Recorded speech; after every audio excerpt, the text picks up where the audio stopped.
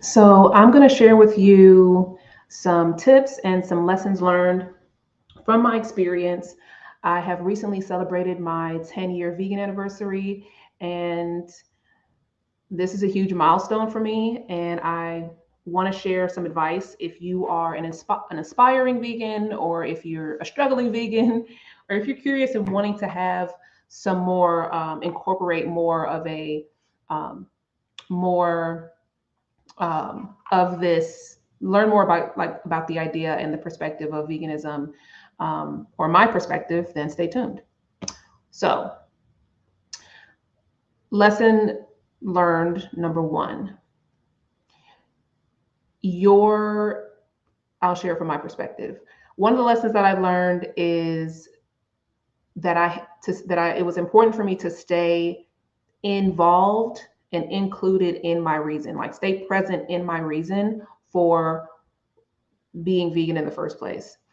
And with that, whatever your choice is, even if you're not sure, if this is something that you're wanting to try, this doesn't mean that you have to, that you necessarily have to go all in, go 100%, completely change your entire life all in one kit and caboodle.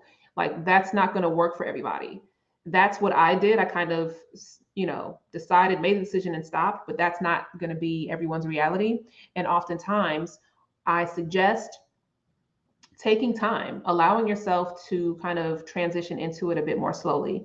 Don't feel like you have to change so immediately, because the food part, your body will adjust to the food. Like, that part is actually easy, and I feel like now it's a lot easier to be vegan, to go to places that have more vegan options compared to what it was 10 years ago.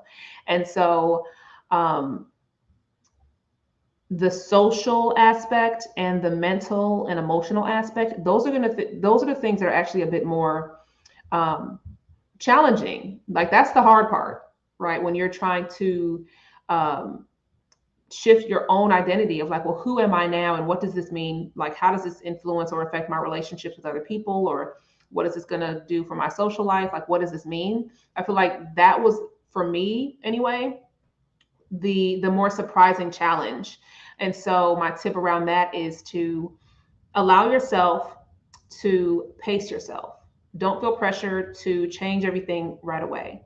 Um, so hopefully that was helpful. Now, going into this second lesson and tip, one of the things is, my perspective has evolved over time. So I did not, and your reason. So again, the reason why you decide to become vegan, like, you have to be clear on that. Whether you decide to be vegan, plant-based, even if you're going to be vegetarian, right? Whatever those things are, be clear on what it is, why you're doing it for you, what your benefit is, because there's always going to be someone that's going to talk you out of it. There's always going to be someone that doesn't believe you. There's always going to be someone that's going to try to, that's going to really try to make fun of you. Like, that's always going to be a thing. They're going to, try to be smart about it. They're going to try to, like, say all these different things. Like, that just kind of comes with it. That, like, that's going to be a thing. So you have to be really, really strong in, like, why you're doing it for you, because there's always going to be someone else that is going to be against that. They're going to think that you're wrong. They're going to think it's not right. And all of a sudden they're going to become some, like, dietitian and feel like they know what's best for you. And so that just comes with the territory. And you have to just decide, like, okay, like, you don't need to prove yourself to anybody. Don't feel like you have to prove yourself. Let it go. And also, don't try to get other people on the bandwagon with you. Don't do that. It's a waste of your time. Set the example. Set the example. Greetings. How are you doing, Miss Infinite Song? So, set the example for yourself and for other people. Don't feel like you have to try to get everybody else to do it, because that's going to be a waste of time. It's going to, like, other people are going to be, um, yeah, like, people are going to change when they're ready to change, and oftentimes they need the example. So when I decided to become vegan, and I didn't start off doing it for even my reason for becoming vegan. It was it wasn't just from like, so the perspective of veganism is, centered around animals, but for me it's so much more than that, and it wasn't about animal rights actually for me, right? So there's different reasons why you become vegan, and then over time I learned about these other things, but for me it's a systemic issue when it comes to the meat and dairy industry, an oppressive systemic issue. That is what it is. um, and as a Black vegan woman, my perspective might be a bit different from someone who isn't Black, right? There are certain systems and things set in place that directly influence my experience. And when it comes to systemic oppression, like that's a huge aspect of it. Um, so really be clear on what you're doing it for. Some books that I recommend um, are Sistah Vegan. I recommend this book here by A. Breeze Harper. And I have the links. I have the links in the description. Um, Aphro-Ism, and this is by Avco and Silco. They're sisters. And I also recommend Ecowomanism. I actually did a review of this book by Melanie L. Harris. I did a review on this on my Instagram. But I recommend reading those books, at least one of these two, the Sistah Vegan or Aphro-Ism, if you are interested in a perspective of veganism, health activism through the lens of Black women, then I would highly recommend this. And whether you're Black or not, right? And there's also a book called Brother Vegan. I haven't read that yet. I haven't. I'm going to be reading that. Talks about the Black male vegan perspective. So I feel like it's important to do that because it's not just about food. It's not just about. I feel like in the industry it focuses so much on, oh, what do I eat? What do I eat? What do I eat? And like I mentioned, it's a lot easier to find vegan options now and foods that you can transition into, no matter what type of vegan that you're going to be. There's so many different types of vegans.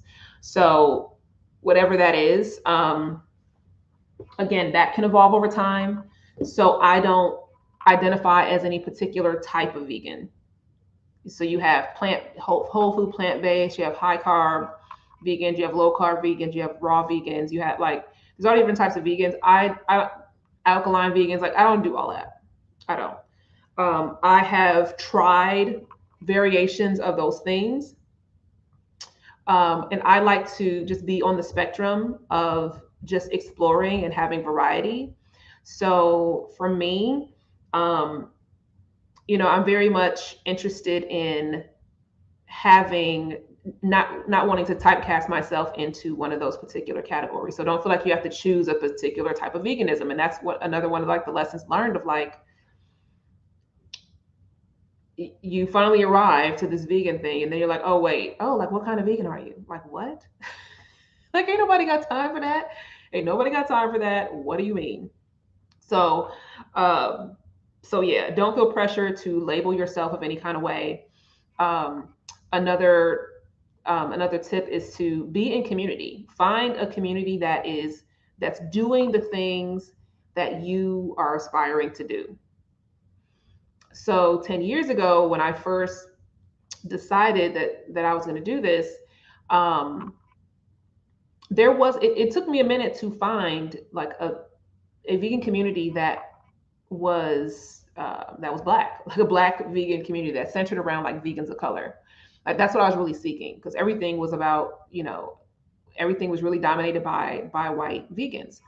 Not that there's anything wrong with that, but again, I'm sharing my perspective as a Black vegan woman.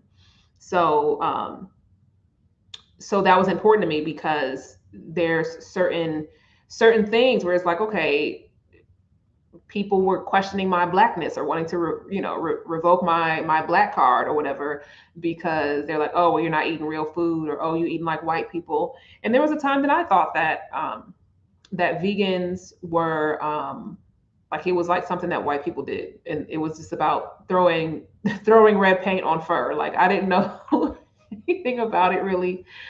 Um, and yeah, it was one of those things where I actually, how it even started for me was I like suddenly became lactose intolerant. I started just having these issues with dairy, and I thought that was very strange.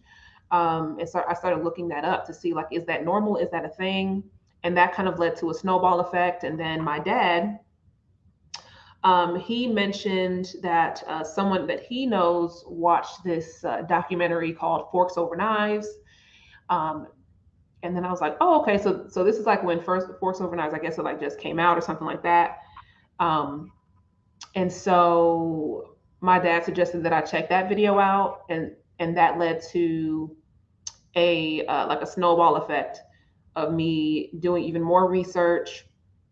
And yeah, I ended up, after watching a few documentaries, watching a few videos on YouTube. There was one video in particular that this doctor was talking about how meat and dairy, like what it does to the blood, and was kind of showing that. I was like, oh, okay, I'm done. I'm not doing this. It's like, okay, there's no going back for me now. I can't go back knowing what I know now.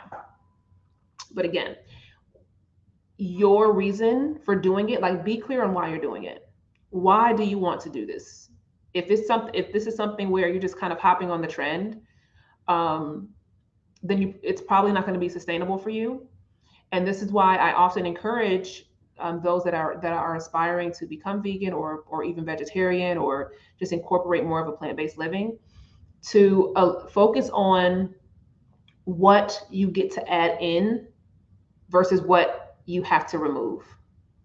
Focus on bringing more things in, because there's already this diet culture of and this aspect of like, oh well, like being restrictive. Oh, I can't have this, I can't have that. It's like, no, it actually opened up more variety in my diet in a way I never thought possible. So I actually was able to get more creative. I learned more about food and seasoning and spices, different types of fruits and vegetables, and all these other things, right?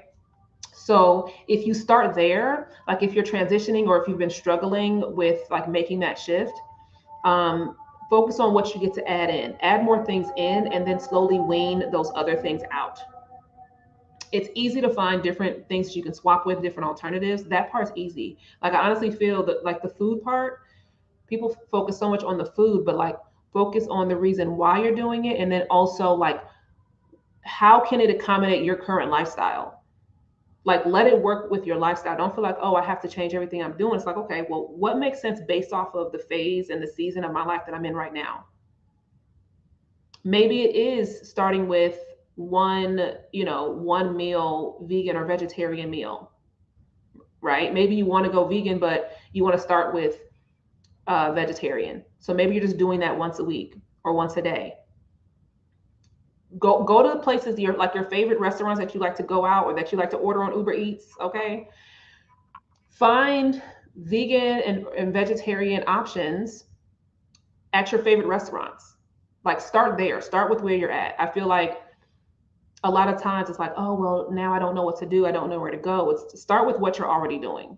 And now, like I mentioned, 10 years ago, like not even half of the options that are available now, especially like going to restaurants and stuff, like it's a lot easier to find those options. So just something to consider. Like don't feel like you have to completely stop doing everything that you're doing. Usually you can find some variation or some vegan or vegetarian option at places that you currently go to. Like just start there, and then start to like some of your go-to like restaurants. Start there, because that's going to be the biggest challenge when you want to go out to eat um, with people, and then you're not going to know what to order. So preparing yourself in advance for places that will have those things, something other than a damn salad, because we don't want no damn salad. Okay, listen, let me tell y'all. Okay. For anybody to be like, oh yeah, we got some vegan stuff, and it'd be an ashy, crunchy salad. We don't want no salad. No, we want a hot meal too. And then the salad don't even be a good salad. Or they'll have the salad, but then the dressing isn't, the dressing has like dairy in it. It's like, stop with the salads, please. Right? It's like it's 2022. There are way too many options to just be having a salad. So no, thank you. You eat the salad, okay? Like, so just something to think about, keeping um your options open, looking in advance for, okay, do the places that I go to now, do they offer vegan options, or and what places are kind of in my area that has some vegan or vegetarian options. And I'm saying vegan or vegetarian because maybe you aspire to become vegan, but you're starting with vegetarian. And a question that I often get is, if, well, which is worse, dairy or meat? And here's my take on it. What I recommend is, if I had to give you one, like, start with what you feel it would be the easiest thing for you to let go of, is my first suggestion. But if I had to tell someone or anyone to pick one, I would say start with ridding yourself of the milk and like in the dairy products. I would say start there. Start there. Start to swap all those things out: your butter, your milk, your cheeses. Um, yeah, and there's a lot of people that say, "Oh, well, I can't." There's a net in here. There's people that say, "Oh, well, I can't. Oh, I can't let go of my cheese." And trust me, I never thought I would be. I never thought I'd be vegan. I never thought that I would not eat cheese. I loved cheese. Okay, so it's one of those things, like, you never know what's possible for you, and if it's in alignment, like what is more important to you, and what's important to you right now. Maybe right now you feel like you can't, but it's like, you never know what's going to happen a year or two down the line. So allow yourself to be a bit more open. Start to find meals. Start to look at how much cheese you're actually consuming, because cheese seems to be like the big thing. There's a lot of actually really good vegan cheese options now compared to what it was 10 years ago. I feel like there's still a lot of work that can be done with like vegan cheeses, but there's so much that has come out that are actually really good. So it's easy to start to swap those things out. So start to reduce the amount of cheese or cheese-based meals to, just reducing those things. Like, what else can you add in that doesn't necessarily require cheese? Sometimes we're just in this habit. We just have a habit of putting cheese on everything, or we have a habit of, because it's just automatic. So one of the challenges is now you have to start thinking about what you're consuming. And one of the perspectives, let me see. Oh, chlorella and spirulina help in the transition. Yes. And there's you have the drops, and then you also have like the capsules. You have the powders. Like, so sometimes I'll take like a green superfood supplement or something, and it'll have like spirulina, chlorella in there. So, and really, and those are great sources just for the minerals, right? So a lot of times, whether you're vegan or not, we are depleted of a lot of minerals. And one of the benefits of just paying attention to what you consume, whether you have no intention of becoming vegan ever, that's fine. As a matter of fact, most of my clients, so my background is as an intuitive wellness coach and a personal trainer.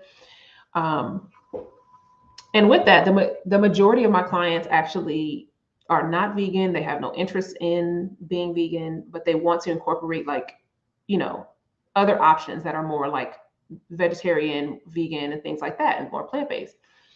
And so no matter where you're at on the spectrum, really it's about paying attention to what you consume and allowing yourself to tune into how your body responds to what you're consuming. So it doesn't matter if you are, whether you're paleo or keto or whatever, right? Whatever those things are, wherever you're at on the spectrum, is this fueling you? Do you feel nourished? Are you tired after this meal? Do you feel congested? Do you always have sinuses? Or sometimes we're just so used to being to doing things a certain way. Because there was a for a while, actually, I tried paleo back in the day, um, and that just did not work for me. And yeah, but I know people that it works great for. So, and this is why I don't like to, no matter where you're at on the spectrum, like you have to do what works best for your body. Forget what other people are telling you. Like tune into what works best for your body, but you also have to give things an opportunity to work. And what tends to happen is there is this phase of like detoxification. So when I was first started my vegan journey, yeah, there was this phase of like, oh my gosh, I wasn't feeling well. I was like, I'm like my head hurts. I was getting glands was swollen. I'm like, I felt I was like, what's going on? Um, I was getting these bad headaches. I was feeling lethargic. But actually, it's like after a few weeks, your body starts the detoxification process. It starts the elimination process. And that is actually, and we, a lot of times we think like, oh, this isn't working for me. I'm getting sick. It doesn't work. And then they switch. But no, that's actually the signs that your body it now has the opportunity to release these other things. It's like, oh, now let's flush all this other stuff out. So that's what's happening in that process. Um, so give things time. Allow yourself, yeah, whatever that time frame works. Doing something for 30 days, that's a good start, right? But stay in it for a minute and allow your body time to adjust, and also allow your time for your habits and your mindset to adjust too. Because no matter what, like just pay attention to what you're consuming, and question, why are you consuming this? A lot of the things that we are consuming or that we grew up believing is because that's just what we're told to do. We weren't provided any other options. And now in the society that we're in this technological society of ours, like there's a plethora of information. And it's not about getting lost in the resources, getting lost in all the information. It's like, okay, what is the next path? What is the best path for me right now? Most people kind of have a general idea of what they need to do as far as like, okay, eating healthier and what that could be. Being healthy is not necessarily about restricting things, but being more conscientious about what you consume and why you're consuming it. So, and there was a time it's like, yeah, like I was eating cheese every day. And yes, the vegan cheese has come a long way. It used to melt like like brick government cheese. Yes, it did. Yes, it did. It's really come a long way.